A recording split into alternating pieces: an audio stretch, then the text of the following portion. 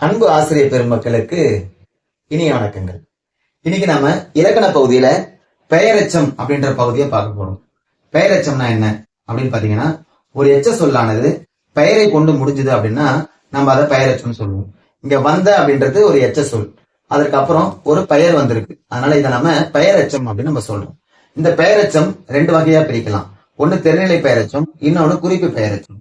தெருநிலை பெயரெச்சம்னா என்ன அப்படின்னா, காலம் வெளிப்படையா தெரிஞ்சதுன்னா அதை நம்ம தெருநிலை பெயரெச்சம் அப்படின்னு நம்ம சொல்லுவோம். உதாரணம் பாருங்களா, பேசிய பையன், பேசிய அப்படின்ற ஒரு எச்சம், அதுக்கப்புறம் பையன் அப்படின்ற ஒரு பெயரை கொண்டு முடிஞ்சிருக்கு.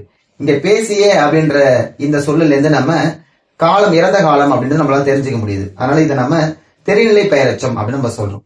குறிப்பு பெயரெச்சம், குறிப்பு பெயரெச்சம் என்ன அப்படின்னா, இதுல காலம் வெளிப்படையா தெரியாது, பண்பு மட்டும்தான் தெரியும். நல்ல மாணவன், இப்ப நல்ல மாணவன் அப்படின்றதுல நல்லன்ற பண்பு மட்டும் தான் தெரியுது, ஆனா காலம் வெளிப்படையா தெரியல.